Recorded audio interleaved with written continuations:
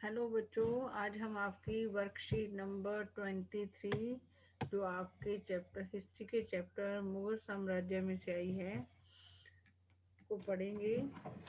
इसमें क्या है, पहले तो हमने ये बताना है कि पता लगाइए कि आज हम बाबर के बेटे, जो पिछली वर्कशीट में जो मुगलों के पहले शासक थे बाबर, अब आज पहले तो बाबर के बारे में पढ़ा था जिन्होंने दिल्ली और इनको आगरा के ऊपर मुगलों को कब्जा करके दिया था। आपको भी पता है कि दिल्ली के ऊपर हमारे जितने भारत के राजे हुए, पड़ोसी देशों के राजे हुए, वो दिल्ली पर राज करना चाहते थे। तो मुगलों के जो पहले शासक थे बाबर ने मुगलों को हेल्प करी दिल्ली और आगरा पे कब्जा करने के लिए। तो बाबर के बाद उनके बेटे हुमायूं ने राज किया था। तो उनका जो पता इसमें आया, पहला क्रियाकलाप पता लगाइए कि हुमायूं के मकबरे का निर्माण किसने करवाया था। हम उसकी वाइफ ने करवाया था। उनकी वाइफ का नाम था, हुमायूं की वाइफ का नाम हामिदा बानो बेगम ने उनका मकबरा बनवाया था 1562 में।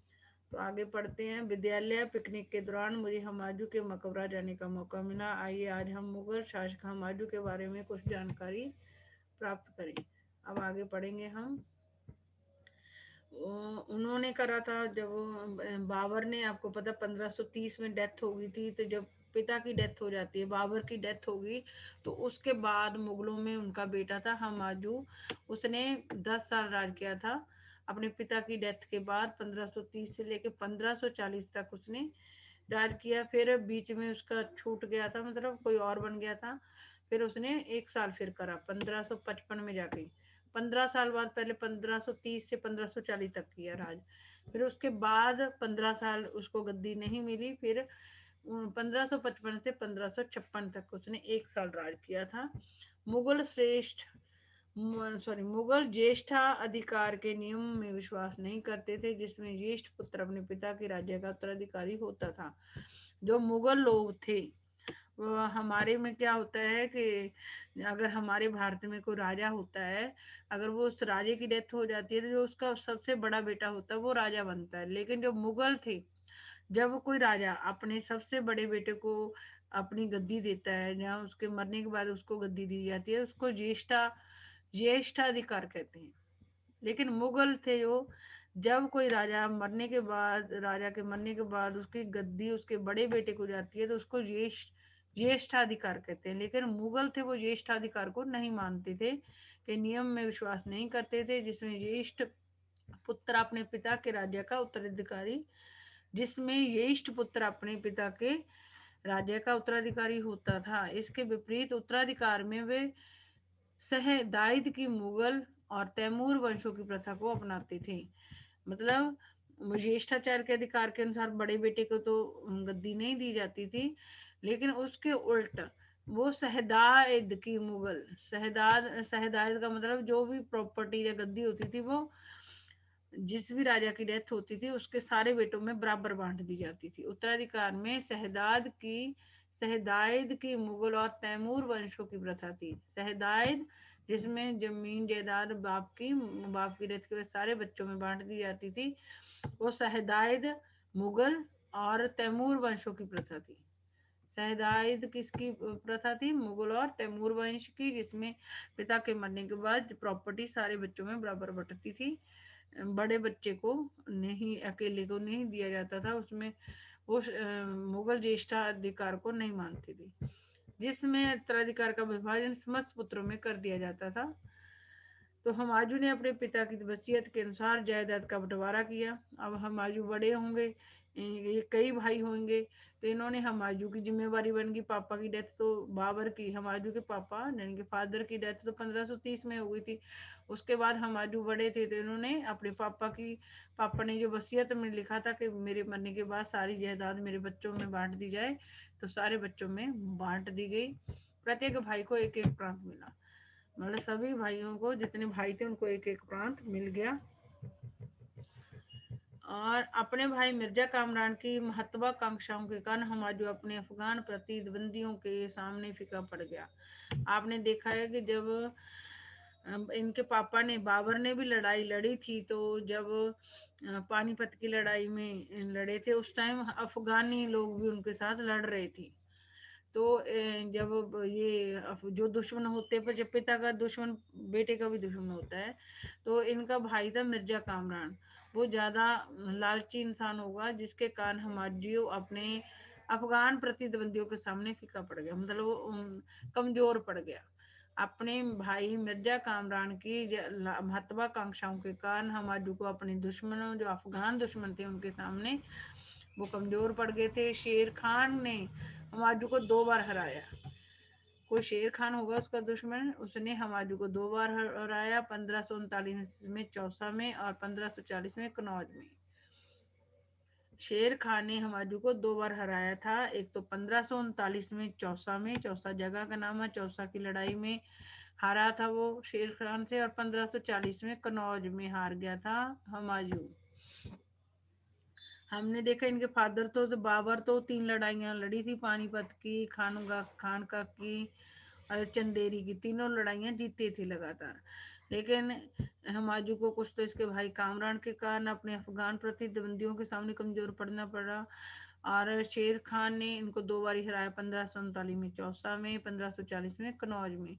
इन पराजयों ने उसे ईरान की ओर भागने को बाध्य किया। जब ये 2 बार हार गया तो इसको ईरान की तरफ भागना पड़ा। हुमायूं जब 2 बार शेर खान से हार गया तो उसको 1540 की हार के बाद ईरान की तरफ भागना पड़ा। ईरान में हुमायूं ने सफाविद शाह की मदद ली। ईरान में जाके कोई उसका जान को होगा, सफाविद शाह ने उसकी हेल्प करी।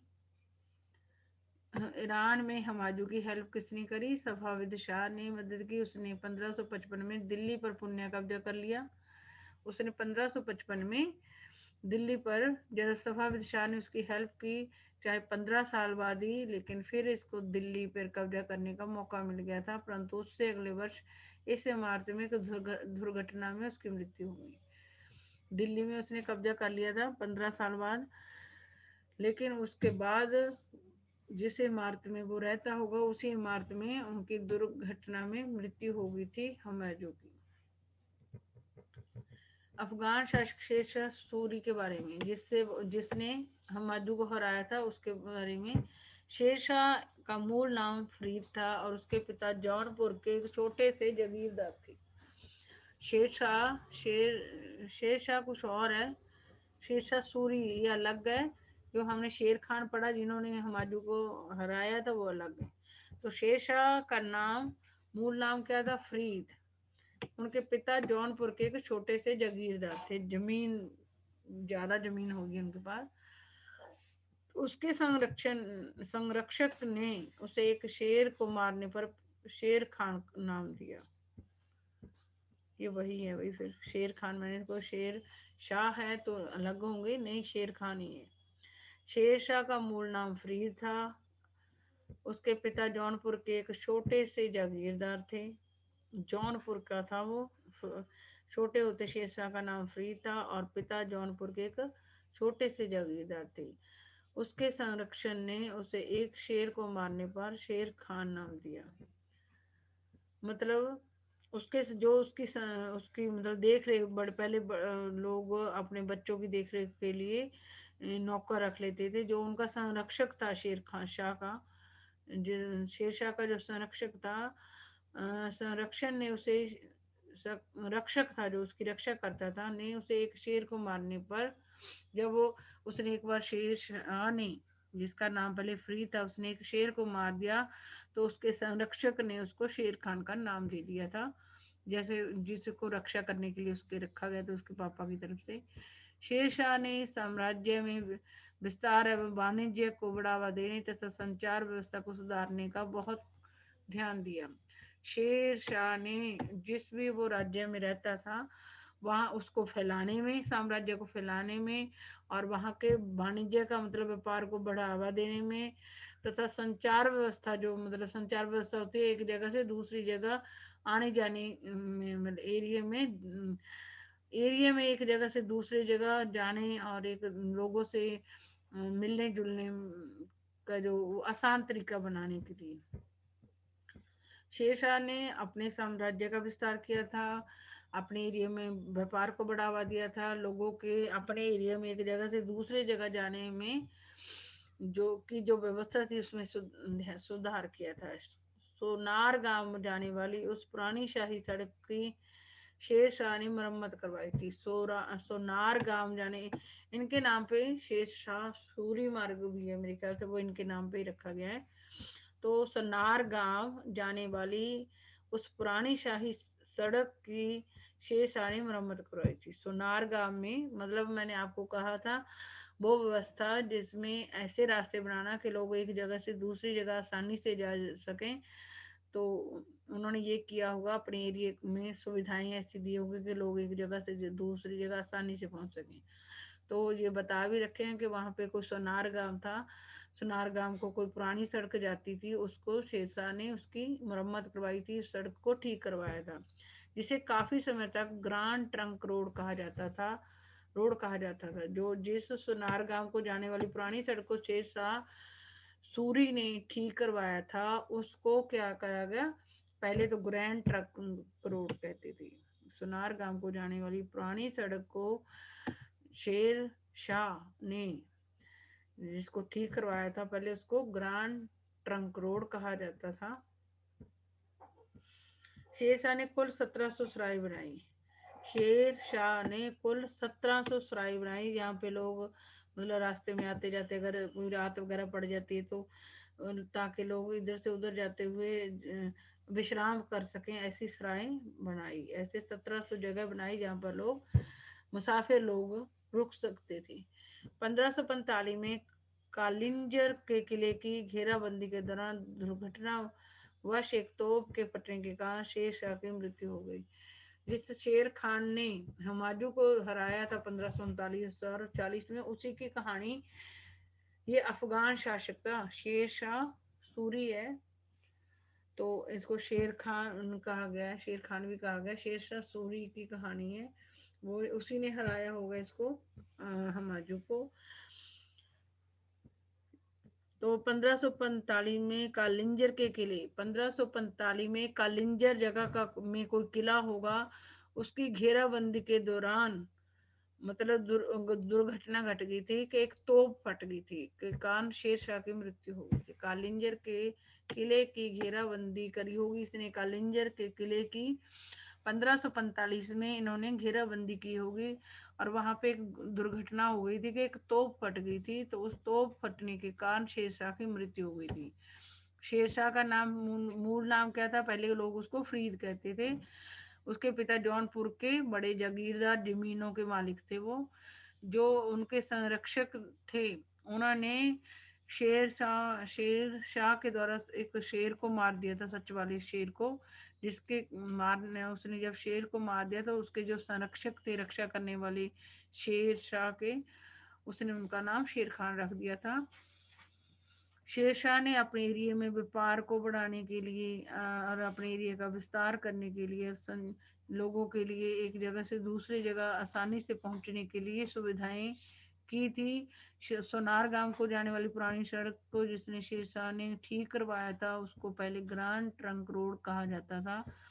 इन्होंने 1700 सराय बनवाई थी शेर शाह ने, और लेकिन 1545 में कलिंजर किले की जब उन्होंने घेराबंदी की तो वहां एक दुर्घटना घट गई थी, जिसमें तोप फट गई थी और शेरशाह सूरी की मौत हो गई थी।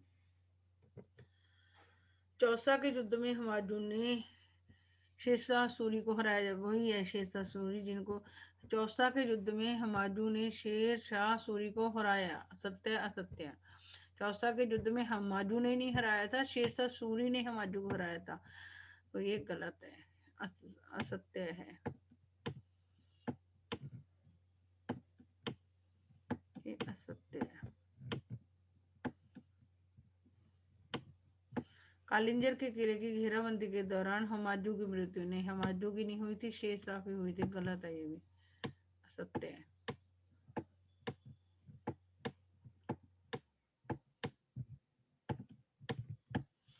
अच्छी इंटरेस्टिंग वर्कशीट आ रही है बच्चों, इनको आप सुन लिया करो। हमायूं के पिता का नाम बाबर था, सही है, हमायूं के पिता का नाम क्या था, बाबर, सत्य है, ये मैंने आपको शुरू में बता दिया था।